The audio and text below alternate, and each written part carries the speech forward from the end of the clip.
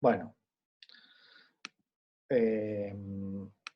bueno, lo que quería acá era mostrarles cómo con el matemática hice la programación para verlo numéricamente lo que habíamos encontrado en las transparencias. Bueno, acá definí F1, F2, F3, lo llamé FX, FY, FZ, como lo habíamos armado. No me pregunten cosas del matemática, que la variable I mayúscula es la unidad imaginaria, el raíz de -1. Por eso entonces no puedo ponerle I acá, tuve que poner I de input, corriente de input, que es una variable externa. ¿Está bien? Entonces acá tengo la función, las tres componentes de la función, y armo una función que depende de t y del vector. En matemática entre llaves se pone, ustedes acá tendrían el nombre del vector. El vector es el que tiene coordenadas x, y, z, y lo que me devuelve es una función de tres coordenadas. ¿Está bien? Fíjense que si yo corrí esto, déjenme correrlo, entonces, y esto también, entonces si yo agarro f y le evalúo en un tiempo, digamos, 0,1, y en un vector, en el 1, 2.1, 3.5, bueno, olvidé la coma ahí, listo, lo que me devuelve son tres números que son las evaluaciones de estas tres funciones en el punto, bueno, acá puse el tiempo, pero el tiempo no interviene en esto, pero igual mantuve la estructura. Estos polinomios evaluados en el 1, 2, 3,5 me dan 2,5, menos 6 y 0, nada, puse valores cualquiera. Bueno, acá tengo el valor inicial, lo elegí, después podemos discutir cómo elegirlo, pero podría haber puesto cualquier cosa acá y era más o menos lo mismo, porque, digamos, ese comportamiento periódico es el comportamiento asintótico, es decir, empiezo de cualquier lado, pero para tiempos largos voy a ir acercándome a esa órbita periódica. Bueno, tiempo 2000, los parámetros que dice el paper, el x1 que se calcula a partir de lo que el paper dice, cómo se calcula el x1, me dio este valor, y el input 2, que era el primer caso en donde tenía una solución periódica. Y acá está la programación. Acá está la base del rungecuta, que es, a mí me dan un paso h, un tiempo y un vector x, y yo voy a devolver un tiempo, el tiempo que sigue, y el vector, el final. Esto es la respuesta. ¿Está bien? ¿Y qué cuentas hago? Y M1 es la evaluación en Tx, M2 es la evaluación en T más 0,5H más X más, y acá fíjense que esto está un medio del paso H, y M1 es el M1 que calculé acá, y esto es un vector. ¿Está bien? Entonces acá estoy haciendo la suma vectorial. ¿Está bien? Una que salió como pregunta. Acá, en esto, x grande más 0,5 por HM1 es la suma de los vectores. Del vector que obtuve acá, más el vector x, que era el estado inicial. Y así calculo todos, calculo el tiempo que sigue, como t más h, y finalmente calculo el x1 como el x anterior más h sobre 6 por todo esto.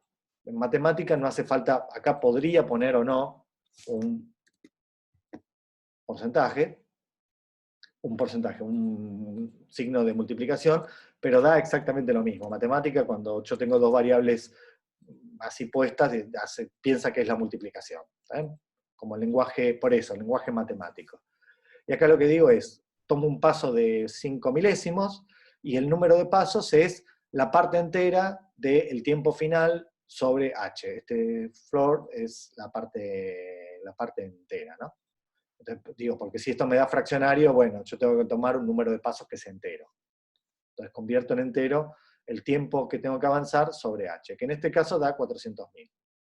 Y entonces acá lo que hago es, esto por ahí es lo más específico en matemática, esto es la forma de escribir un ciclo en matemática, que es una cosa, digamos, rara, distinta a lo que ustedes tendrían que hacer en Python. En Python uno tendría que tener esto como el paso básico, y este paso básico, acá todo esto, tendría que estar dentro de un ciclo, en donde uno dice, bueno, una vez que encontré el tiempo y el nuevo estado, los tomo eso como los iniciales y vuelvo a hacer un ciclo hasta completar la cantidad de pasos que tengo que hacer.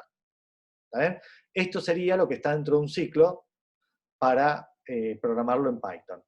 En matemática las cosas tienen otra lógica, entonces acá esto es lo que tengo que hacer, esto lo que dice es, agarrá phi y aplicáselo al tiempo y dato inicial, y al resultado volvéselo a aplicar, y list anidado lo que me da es el resultado de hacer esos ciclos. ¿Está bien? Esto se escribe distinto, pero básicamente la misma idea, la idea de hacer un ciclo.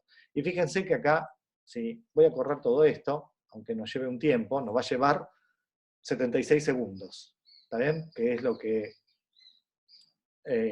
dice ahí, porque eso es lo que tarda con este procesador. Esta es una máquina del 2010. Ahí estoy definiendo las cosas, nada más por las dudas. Y acá lo que digo es, bueno, acá tenemos 1 minuto y cuarto para hacer otra cosa, porque acá es donde lo va a calcular, si es que calcula bien esto, ¿no? Porque a veces pasa que uno tiene las variables, las definió en otro lado, de otra manera. Bueno, esperemos que salga bien. Bueno, entonces esto es, salvo esta última parte, que podría haberlo hecho con un for, lo hice así porque matemática es muy compacto para escribir ciclos, lo escribí así, pero esa es la parte que tendrían que ustedes programar. Fíjense que la única diferencia entre que esto sea un sistema o que sea una función escalar es que acá tengo el x es un vector, y cuando le aplico f me da un vector. Y acá estas sumas que estoy haciendo es suma de vectores. Pero es lo único que cambia del programa. ¿Está bien? No tengo que hacer ningún otro cambio de tener una ecuación escalar o una ecuación vectorial. Y eso en Python también uno lo tiene. Uno define, bueno, una función que agarra un tiempo y un vector y me devuelve el vector f, el resultado de f. Y con eso programa rungecuta o Euler o el método que sea. Salvo Taylor, ¿no? Que el método de Taylor implica derivadas y ahí la cosa se complica bastante. Bueno, entonces esto es lo que les quería mostrar del programa, que no es exactamente lo mismo. Por supuesto, acá estoy haciéndolo yo con la matemática porque me siento más cómodo, porque es más cercano al pensamiento matemático, pero tiene sus desventajas, ¿no? Una es que hay que piratearlo o comprarlo pagando mucha plata, cualquiera de las dos. Bueno, esto es lo que yo les quería contar. Ahí terminó, esta vez tardó 79 segundos, se ve que está ocupado con el Zoom, y ahora esto también tardó un poco, que es la graficación. ¿Está bien? Entonces acá, bueno, acá por ahí no se entiende bien, pero de este datos tiene esta estructura: tiempo inicial y estado inicial, en sus 3 coordenadas, x, y, z. Tiempo 1 y el estado en tiempo 1. Tiempo n y el estado en tiempo n. Entonces de ahí, de esa estructura, de cómo están puestos los datos, extraigo el tiempo y la primera coordenada de los vectores. ¿Está bien? Y le pido que grafique t con x. En Python se hace distinto, pero digamos, sigue la misma lógica. Uno arma un vector con t y x, una lista con t y x, y después lo hace el plot de eso. ¿Está bien? Entonces, más o menos estamos haciendo la misma lógica con otra sentencia. Y acá tengo los gráficos. ¿Está bien? Entonces, eso era lo que les quería mostrar, hecho con el matemática, pero no por mostrarles en matemática, sino por mostrarles la lógica de programación. Que uno lo que tiene que hacer es cambiar una función escalar por una función vectorial. Bueno, dejo de compartir esto y volvemos a las consultas. No sé si tienen alguna, o sea, yo por mi parte no quiero mostrarles hoy nada más. Lo que quiero preguntarles es si tienen alguna duda sobre lo que dijimos hoy o sobre clases pasadas.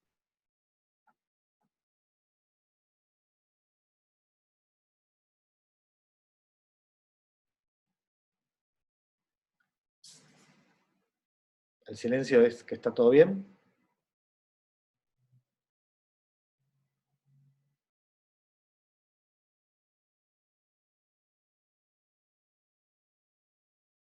¿Sí? ¿No hay problemas? Buenísimo. Listo. Acá alguien me dice que... Listo.